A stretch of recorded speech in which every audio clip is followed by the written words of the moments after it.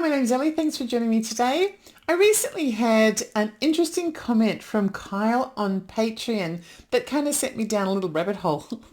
And I wanted to share it with you. Thank you, Kyle. You've made my couple of days very interesting. So I'm going to share this information. Kyle suggested that I look at a prophecy relating to a concept called human design. I had heard of human design. I'd actually heard about it quite a lot. I had no idea that it was actually a thing. I had never really looked into it, and now I have, and I've learned quite a lot. And I didn't know that there was a prophecy associated with human design either. And I will check that out in the future. I've kind of read up on the prophecy, but I'll probably do a show about it in the future. What I discovered about human design, though, and I thought I'd talk about that today, is that it's a system of analyzing people, analyzing their personality, similar to kind of astrology, and it does have astrological bits to it, but it's a little bit different. It relies on the same birth chart information that astrology does, but it measures a person's energy in a different way. It brings together lots of different convergent theories. It brings Chinese astrology, Kabbalah, Vedic philosophy, and modern physics as well into a kind of a chakra style of self-analysis. And I decided, seeing this was something that was quite new to me, that I would do my own human design chart, which I've now shared with patrons in all of its glory, good and bad.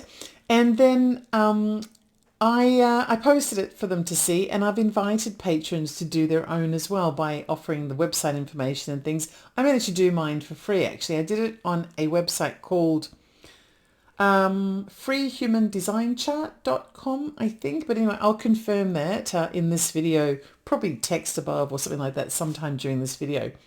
It was actually really interesting, and I will look at the prophecy in the future. But for now, I thought it might be nice to just learn a little bit about human design as a system and maybe see if it rings true for other people.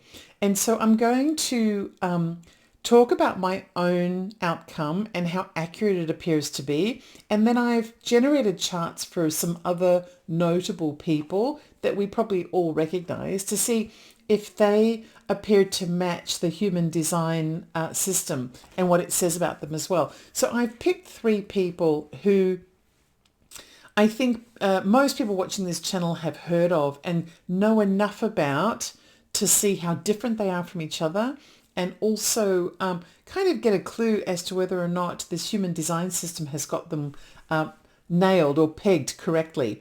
Before I get started on that, I thought it might be an idea to do just a little bit of intro about the messenger related to human design. A fellow by the name of Ra Uru Hu. I hope I'm saying that correctly. He actually was born with the name Robert Allen Krakoa, and he came into the world in the early 1940s. He lived in Canada, but in the 1980s, he suddenly dropped everything. He even left his family and he moved to Ibiza. 7 years later, after living in Ibiza, it was 1987, I think, he was still living there, and Robert claimed that he heard a voice talking to him for 8 days and 8 nights. A kind of a visitation or an experience of some kind, spiritual. He emerged from that experience completely transformed. He took on his new name, which was Ra Uru Hu, and he brought with him a system that he called human design. His first name, I guess, is Ra from this point on, and Ra insisted that he wasn't the creator of this system. He was just the messenger, and that the system had been handed to him by whoever it was that had spoken to him with that voice. Now, Ra is a very dividing character. He has passed on now. He was 62 and he passed on in 2011, I think, was the year that he died. And yes, he was a very dividing character. I think most people who are quite unique in nature tend to divide people. Some people say he was a visionary. Other people say he was just some guy with a story, like every other guy with a story. And there are people in the spiritual community who live by the words that he has spoken in his design system.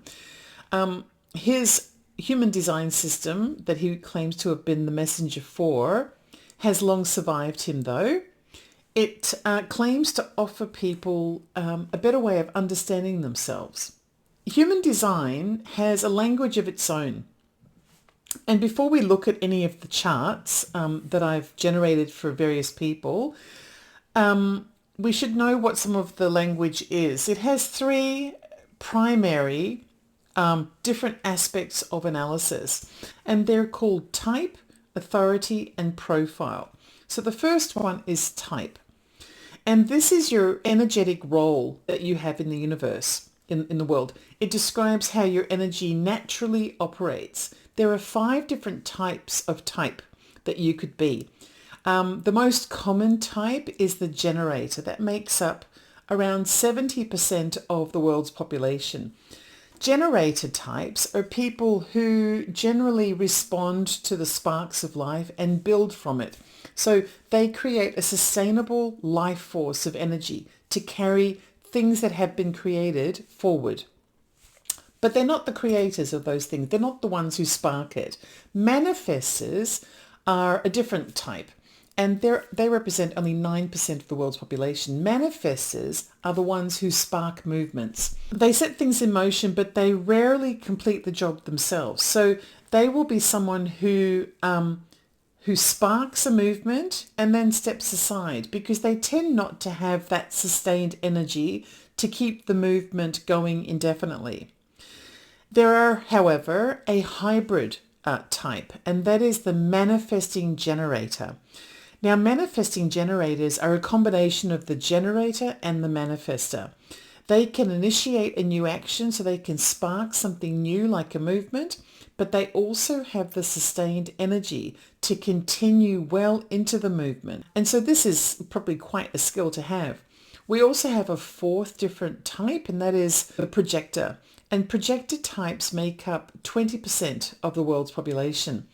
Projectors don't spark anything new, and they tend not to be the builders that keep it moving either. They are witnesses and they're guides. They tend not to be directly involved in something. Instead, they kind of wait for an invitation and then they guide others into the process. So imagine they're a little bit like the cabin crew on an aircraft, where the passengers are, the pilot, I guess, is taking off. He would be the manifestor, and the cabin crew are standing, and the generators are the passengers who are walking onto the plane, and the cabin crew are waving them in and saying, your seat is 23B and you go and sit at 47A and things like that. That would be the projector. And then the 5th and final type is the reflector. Reflectors are very rare.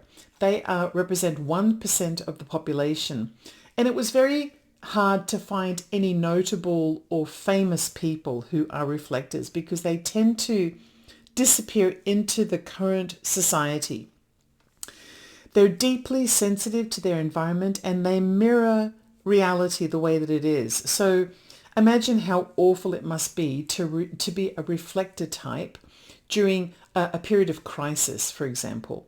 There are a couple of famous people that were kind of identified on the internet, or they've been speculated to be reflectors. Rosalind Carter is one of them, Jimmy Carter's wife.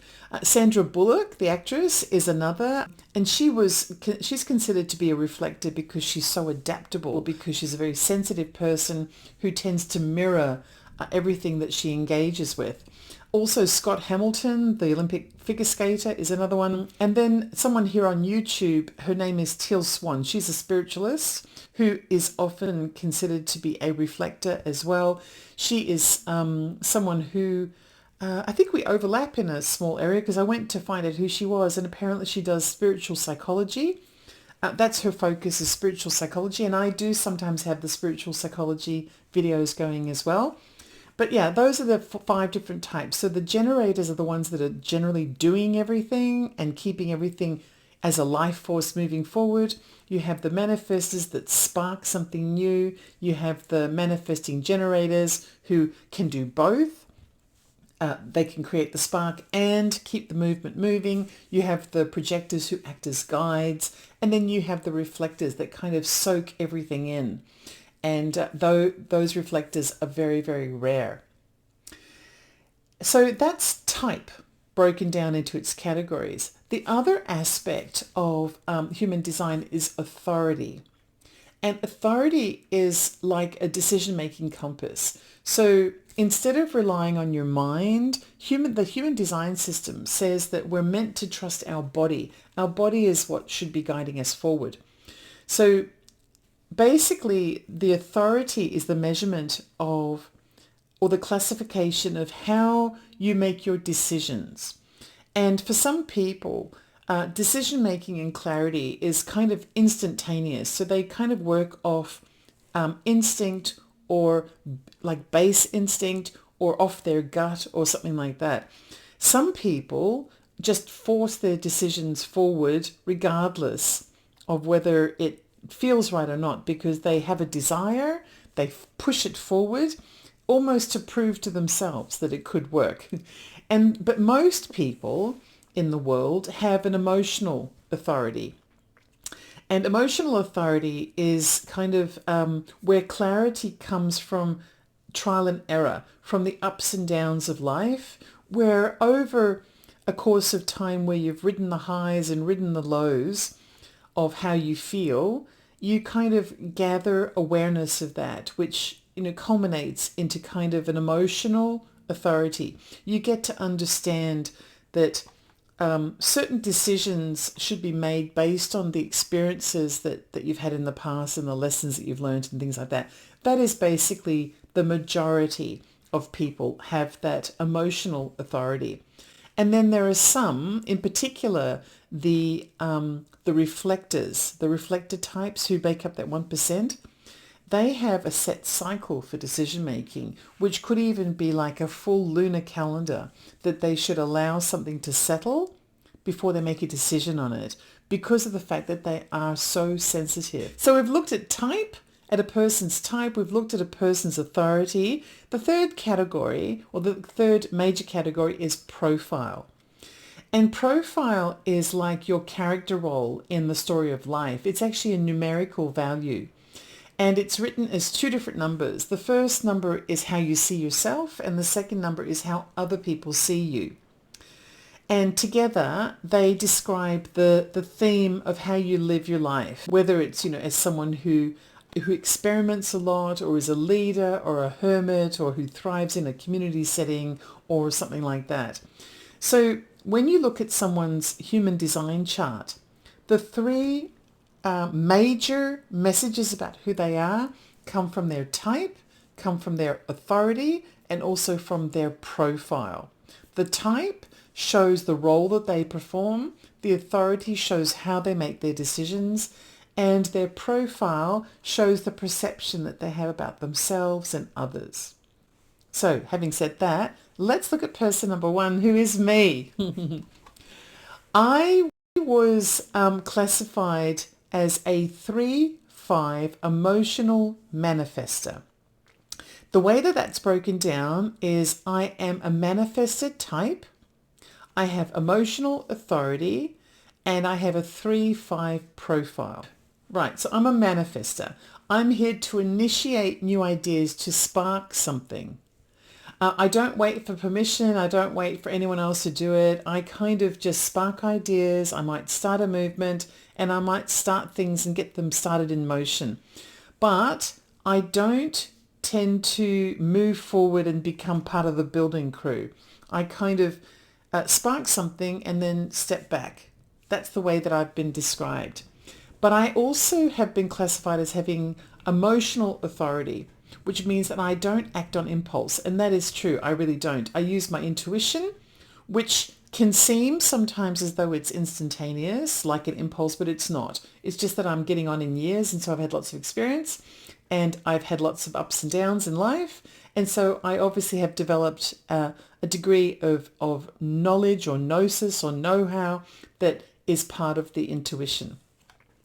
But yes, everything I do is based on thought and learned experience. And so I am an emotional authority. And then my profile is 3-5.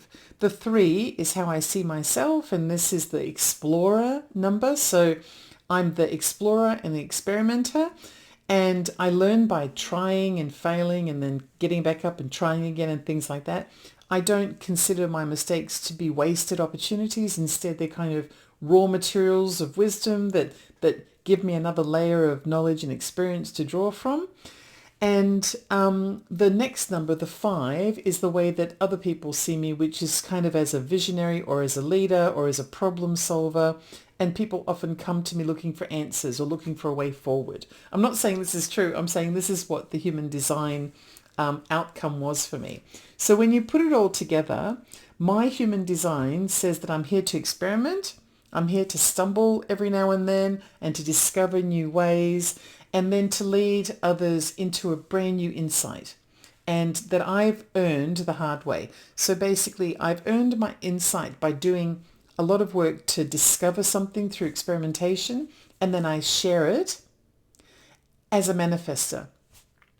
But I don't generate the life force that happens afterwards. That's done by others. I'm going to tell you now, I use the language that my report stated. So, if I use some language that sounded a bit egotistical or sounded a little bit understated or overstated or anything, that's because that's the language that the report gave me. But when you kind of look at it, I would say that this is me in a nutshell. I do live by experimentation. I don't wait for permission to do anything. I do kind of think very independently and spark new ideas all the time. And I do learn through hard work and I kind of get my sparks of information the hard way. I don't just throw everything out there, instinctively. I kind of by trial and error. So I would have to say that it did get me right. And it also kind of described my vision for the channel here as well. I kind of test ideas. I break down illusions, and I share what I've gotten to learn through the work so that others can see it more clearly. And I'm not here to be the face of a movement. I'm not here to be a guru or an icon, which is something that a manifested generator would do, or a generating manifestor would do. I'm hoping that by showing people that little spark of how to raise their awareness of their inner power and their outer world, that I might ignite a spark in them that does ultimately manifest into the world that we all want. All I need is for the right generator to hear what I'm saying and move it forward. So my human design chart actually seemed really accurate, and it kind of describes me, and it explains why I live the way that I do. And so, I found it to be quite accurate, but it could have been a fluke. And that was the reason why I wanted to do a few other people. So I picked 3 people. And the people that I picked them because I knew that we'd know them. I knew that they're completely different to each other. And we know enough about them to be able to see if this human design element is true. I picked Oprah Winfrey, Graham Hancock, and Donald Trump. All very different. Okay, let's do the first one, Oprah.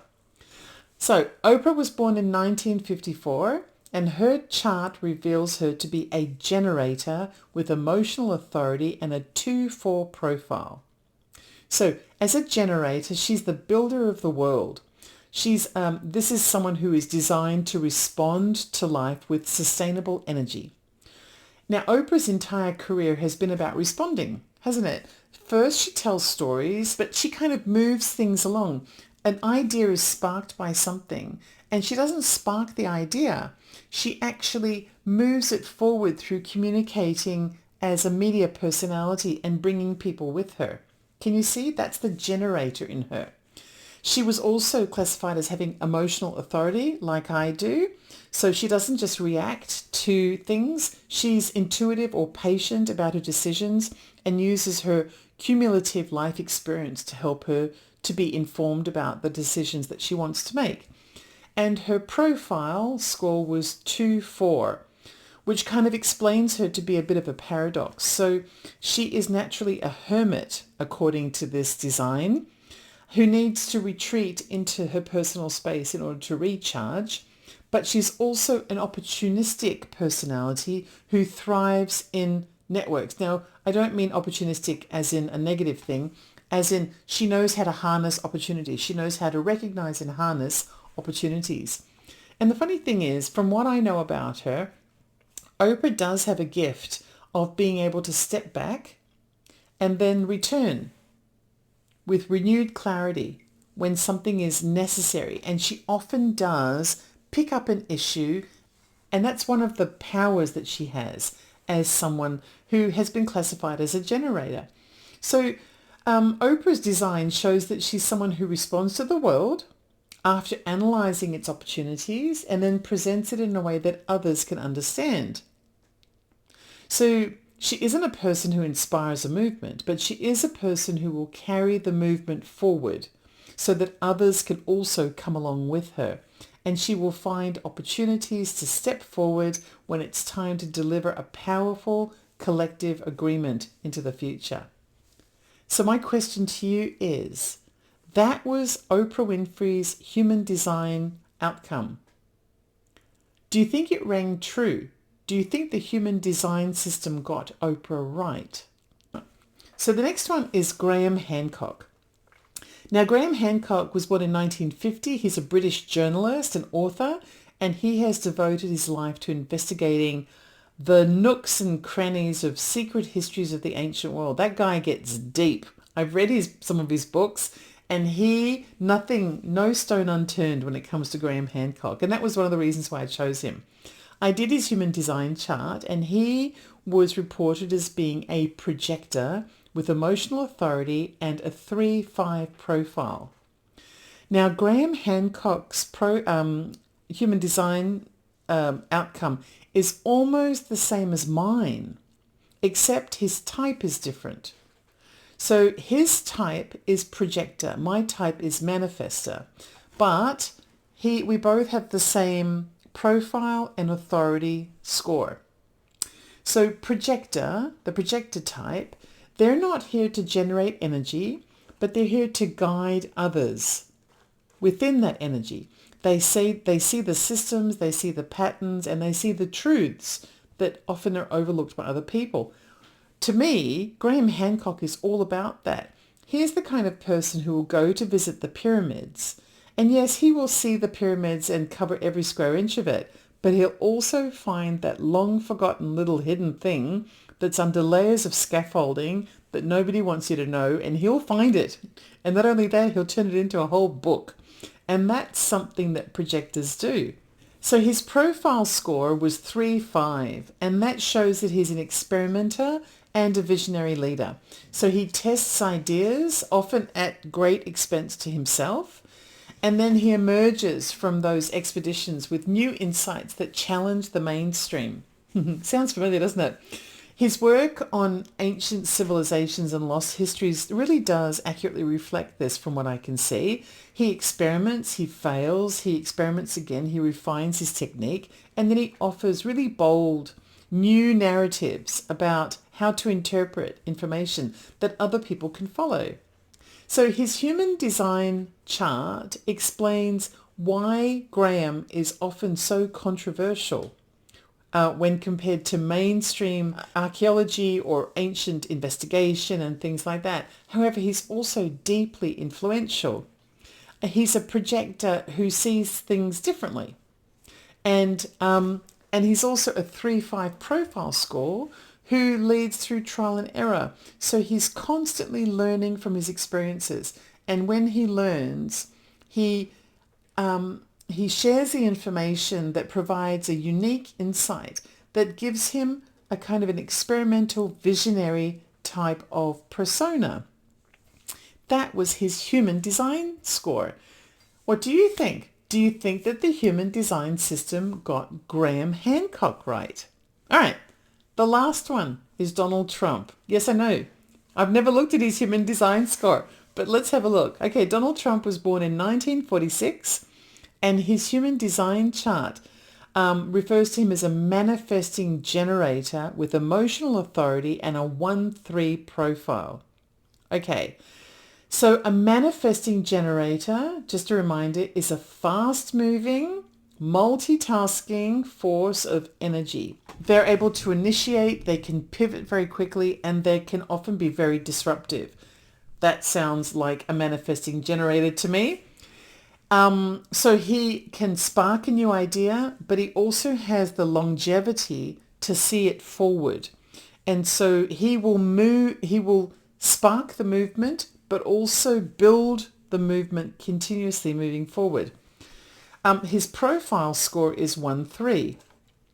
And this is a highly resilient, investigative explorer. So the way that he's described in the human design system is that he digs very, very deep into the foundations of something and then tests it through trial and error. However, he will dig, he will break, he will dig somewhere else, he'll break somewhere else if necessary. He might get slapped for it, but he won't stop. If you slap his wrist over there, he will go and dig somewhere else. If you slap his wrist over there, he will go and dig somewhere else. There's this relentless pursuit of digging and digging and digging at a pace that sometimes will leave other people gasping for air because they can't keep up. That was his human design score. And then once again, as with all of the others, Donald Trump scored emotional authority as his authority, which means that he's using his intuition and it's based on the highs and lows and the learning experience of his life. So it can often appear as though it's instantaneous, but it's not instinct. It's trial and error that has become behavioral because he's obviously lived, nearly 80 years. And so it's become a kind of a know-how. He's learnt from his experiences, the highs and lows that he's lived through. So whether you love him or hate him, because I know people have very strong opinions about Donald Trump, his human design chart appears to explain his relentlessness, the fact that he's quite a disruptor, and the sheer force of initiation that brings him into a situation. So he kind of forces his way in with the spark, but he doesn't just spark it. He pushes it forward, which is that generator element. The creation of the spark is his manifestor element, and then the pushing it forward to its conclusion or to, the end of its life is his generator aspect. So my question is, did the human design system get Donald Trump right? I look forward to your comments on that one. Okay. So this is the contrast between us. I was scored as a manifester. I create the spark. Oprah was scored as a generator. She takes a spark and she turns it into something. Graham was the projector. He is a person who actually is aware of the spark, is aware of the movement, is aware of the drive forward, but doesn't participate directly. He guides its movement. And then Donald Trump is the manifesting generator. He creates the spark, but he also drives it forward.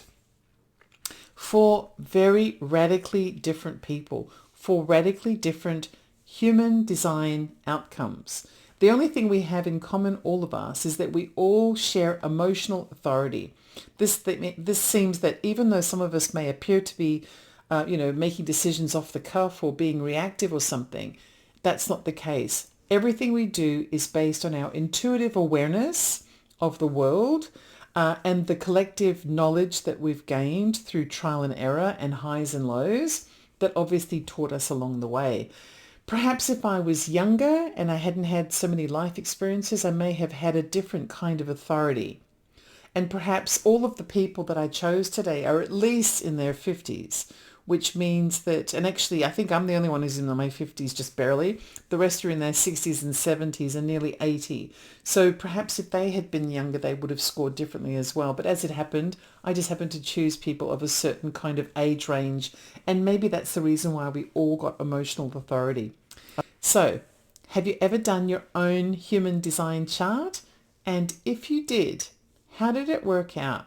I didn't know much about it when I did mine, and I'd have to say my knowledge is still relatively superficial. But then I went to this website, which is freehumandesignchart.com, which should be written above here now, and I generated my chart. And then it didn't provide me very much information. So what I did was I took the chart criteria and I cut and pasted the link to my chart and I fed it into artificial intelligence. And I asked AI to use the standard interpretations for human design to analyze my chart. And that's what I did for the others as well. So you might like to do your own chart or pick your favorite person and do their chart. All you need is your birth information of location and date and time. And let me know in the comments whether it pegged you accurately, or whether you think it's just a bunch of baloney. Because I don't know, this is brand new for me. Did it fall flat or did it hit the nail on the head? Until then, welcome to the new world. This is Ellie Dreams Down Under. I love knowing you're here, and I'll see you in my dreams. I'm off to manifest. Bye.